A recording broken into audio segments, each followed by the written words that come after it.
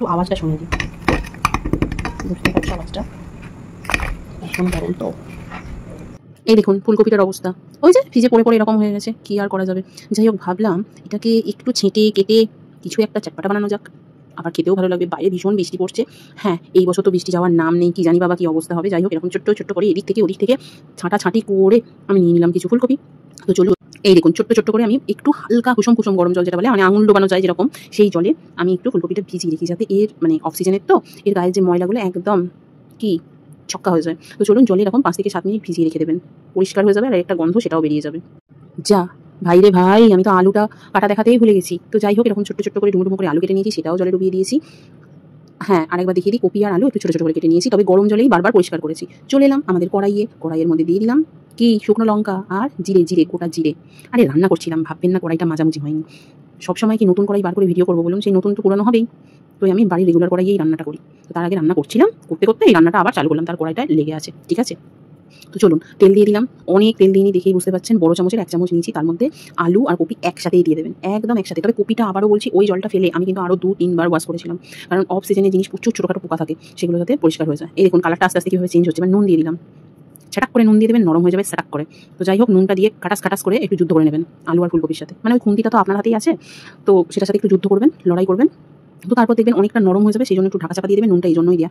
আরে আপনাদের সাথে গল্প করতে করতে ভুলেই গেছি বাদাম দিতে। তো এই সিঙ্গারায় একটু বাদাম না দিলে ভালো লাগে বলুন? তো একটু ওই মাঝখানটা ফাঁকা করে একটু তেলটা দেখলাম আছে, ওখানে বাদামটা দিয়ে দিলাম, দিয়ে আবারও ঢাকা দিয়ে দেবো। বাদামও নরম হবে আর সবজিগুলো নরম হবে। তো ঢাকা খুলে দেখুন কালারটা অনেক সব চেঞ্জ হয়ে গেছে, বাদামটাও দেখলাম ভাজা হয়ে গেছে, নাড়াচাড়া ঝাঙ্কা ঝাঙ্কা ঝুং করে আওয়াজ হচ্ছিল, একটু নাড়াচাড়া করে দেবেন। ননস্টিক কড়াই হলে আপনি তো প্লাস্টিক খুন্তি ইউজ করবেন বা স্প্যাচুলা হেনা তেনা ইউজ করবেন, তো সেখানে আওয়াজটা নাও হতে পারে। তো স্টিলের কড়াই খুন্তি হলে এই ধরনের ডিং ঢাং করে একটু আওয়াজ হয়ে যাবে। তো যাই হোক, এর মধ্যে এবার দিয়ে দিলাম হলুদের গুঁড়ো। দাঁড়ান, একে একে সবাই আসবে, একসাথে সবাই ঝপাং করে কড়াই পড়ে গেলে তার টেস্টটা থাকবে। তো হলুদটা দিয়ে গ্যাসের ফ্লেমটা অবশ্যই লো ফ্লেমে দেবেন, তবেই তো রসিয়ে কষিয়ে মুজিয়ে ব্যাপারটা আসবে, ঠিক আছে। তো যাই হোক, একটু নাড়াচাড়া করে নিলাম। এরপর আসছেন জিরের গুঁড়ো দিয়ে দিলাম। এরপর আসছে আদা বাটা। হ্যাঁ, অবশ্যই পরিমাণটা বুঝে দেবেন, আমি এখানে 1 চামচের মতো দিয়েছি।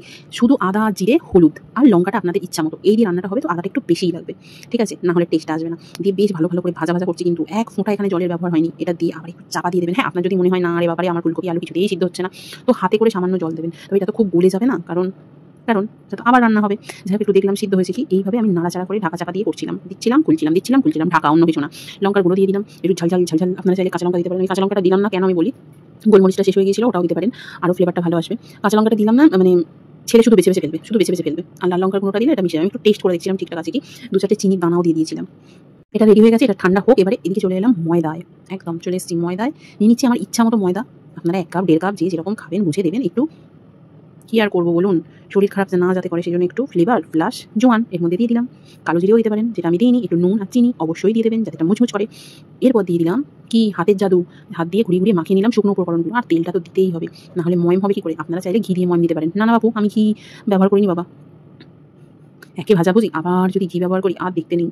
এরপর তো ফুটবলের মতো লাথি মারবে সকলে। যাই হোক, এইভাবে হাত দিয়ে কচলে ভালো করে ময়দাটা একটু মাখিয়ে নেবেন, একদম যেন মনে হচ্ছে তেল দিয়েই মাখানোটা হচ্ছে, ঠিক সেইভাবে ময়দাটা আর কি মাখাবেন। হ্যাঁ, তাহলে তেল দিয়ে মাখিয়ে ফেলবেন না, জল দিয়ে মাখাবেন, মানে তেলটা একটু বেশিই দেবেন ময়মের জন্য।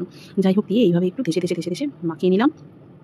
নিয়ে এরপরে কী করবো, এরপর জলে ছিটে দেবো আর দেখে নেবো। হ্যাঁ, এইভাবে এটা তো দেখতেই হবে। দেখুন কিছু তো লাড্ডু হয়ে গেল, চেপে ভাঙতে হচ্ছে, এটা তো একদম টিপস। তো যাই হোক, এরপর হাতে করে আমি জল নিয়েছিলাম অল্প, এই যে একসাথে হুস করে পড়ে গেলে হরাস হয়ে যাবে, মানে সিন্নিতে পরিণত হয়ে যাবে, সেটা খেতে ভালো লাগবে না। তো যাই হোক, অল্প জল দিয়ে এইভাবে ময়দাটা একটা শক্ত ডো বানিয়ে ফেলবেন। ভিডিওটা এত বড় হয়ে যাচ্ছিল, তাই মাখামাখির ভিডিও হাটিং করে একদম মাখা হয়ে গেছে সেখানে চলে এলাম।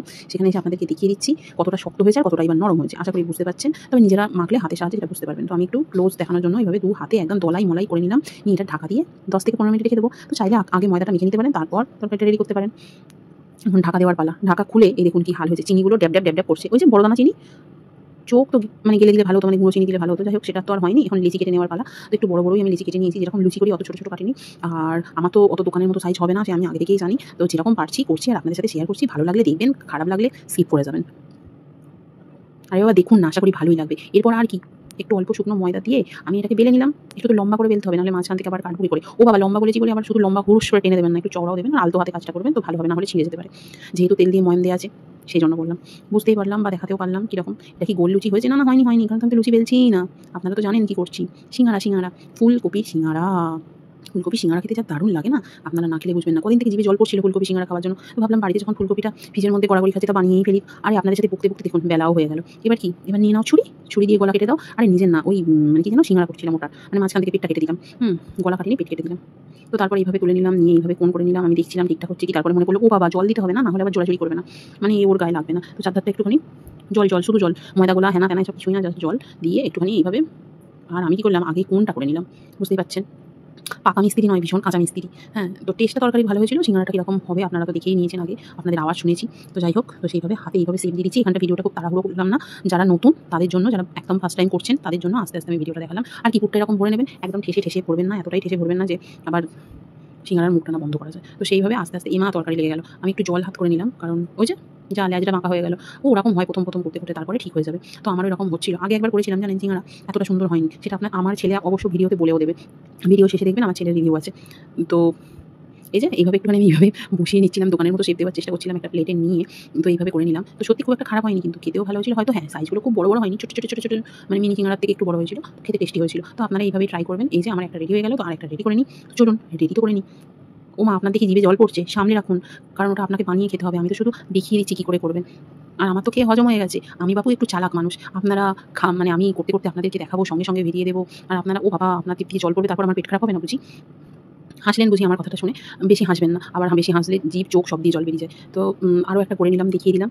তো ভাবলাম আপনাদের সাথে একটু ভাড় বকতে তার সাথে কাজটাও করে নিই। তো দুটো কাজ একসাথেই হয়ে গেল, সিঙ্গারায় পুরো ভরা, আর আপনাদেরকে একটু হাসানো, কি হাসাতে পারলাম তো। যদি না পারি বাবু কান ধরে ক্ষমা চেয়ে নিলাম, আর দুঃখ দিয়ে থাকলে সেটার জন্য কান ধরে ক্ষমা চেয়ে নিলাম। তো সিঙ্গারায় পুরো ভরা হয়ে গেল। এবার কি মুখ ভরে দিতে হবে, মানে মুখটা ওর বন্ধ করে দিতে হবে, না হলে তো বক করে আবার সব বার করে দেবে মুখ দিয়ে। ওই যে একটু জল দিয়ে আবার চেপে দিলাম ওর মুখটা, বললাম বেশি কথা বলিস না বাবা, চুপচাপ থাক। জল খাইয়ে দিয়েছি, দিয়ে একটু হাতে এইভাবে শেপ দিয়ে দিলাম। আর বাবু দেখাচ্ছি না, চলুন এবার ডাইরেক্ট কড়াইতে চলে যাই। কোনো কড়াইতে গেলাম না, কড়াইতে তেল বসিয়ে দিয়েছি, আর এদিকে সিঙ্গারাগুলো রেডি করে নিয়েছি। হ্যাঁ, তেলটা বসিয়ে দিয়েছি মানে তেলটা যা দিয়েছি। তবে এই সিঙ্গারা ভাজতে যে অনেক তেল লাগবে এরকম কোনো কথা না, আপনি দেখলেই বুঝতে পারবেন। কড়াইটা গরম করতে দিয়েছিলাম জাস্ট, দিয়ে যে দেখুন এই তেলেই আমার হয়ে যাবে। কেন বলছি, যখন ময়ম ঠিকঠাক থাকে না তখন অনেক তেলের মানে দরকার পড়ে না। তবে হ্যাঁ, দোকানে ডুবো তেলে করে ঠিক আছে, বাড়িতে অতটা তেল নষ্টও হবে, সেই জন্য আমি গ্যাসের ফ্লেমটা, হ্যাঁ দেখুন এখানে সিঙ্গারার ক্ষেত্রে একটা জিনিস বলি, যেহেতু ভিতর পর্যন্ত এটা হবে খুব ভালোভাবে খাস্তা করতে গেলে, এটা কিন্তু মানে জাস্ট গ্যাসের ফ্লেমটা মিডিয়ামে দিয়ে রাখবেন, খুব হাই ফ্লেমে দেবেন না যে তেলটা তাড়াতাড়ি গরম, তাহলে সিঙ্গারা কিন্তু পুড়ে যাবে। এটা খুব ধীরে ধীরে হবে সিঙ্গারাটা, একটু সময় সাপেক্ষ। তেল দিয়ে কী করলেন, সিঙ্গারাটা ছেড়ে দেবেন। এদিকে দেখাচ্ছি কি জানেন, আর না পুর শেষ হয়ে গেছে, কিন্তু এতটা ময়দা রয়ে গেছে। তো এটা দিয়ে কী করবো, চলুন এদিকে দেখিয়ে দিই। দেখুন গ্যাসের ফ্লেমটা কিন্তু আমার মিডিয়ামে আছে, সিঙ্গারার একদিকে কালারটা হালকা ধরে গেছে, আমি কিন্তু উল্টে দেবো। গ্যাসের ফ্লেমটা লো টু মিডিয়ামে রাখবেন, হাই টু মিডিয়ামে নয় কিন্তু, মানে লোয়ের দিকে রেখে মিডিয়ামে থাকবে, ঠিক আছে। তো এইভাবে সিঙ্গারাটা হতে দেবেন, এই কম তেলেই সিঙ্গারাগুলো ভাজা হয়ে যাবে, যেহেতু সুন্দরভাবে ময়ম দেওয়া আছে। সিঙ্গারা ভাজতে খুব বেশি তেলও লাগবে না।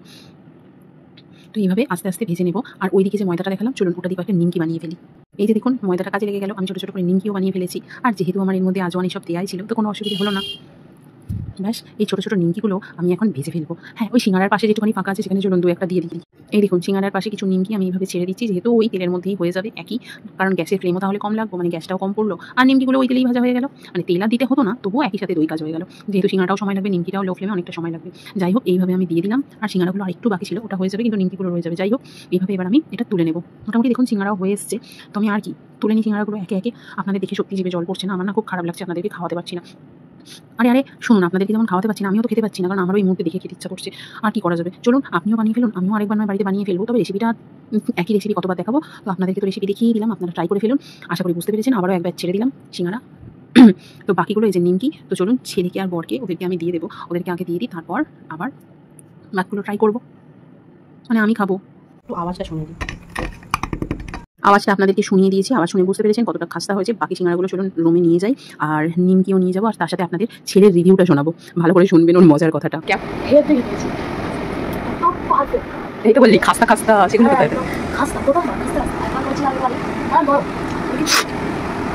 যাই হোক, শুনে নিলেন ছেলের রিভিউ। চলুন আমি এবার খাওয়া দাওয়া করে নিই। সবাই ভালো থাকবেন, সুস্থ থাকবেন, টাটা। আর খেয়ে আমাকে আর না আগে করে খেয়ে জানাবেন।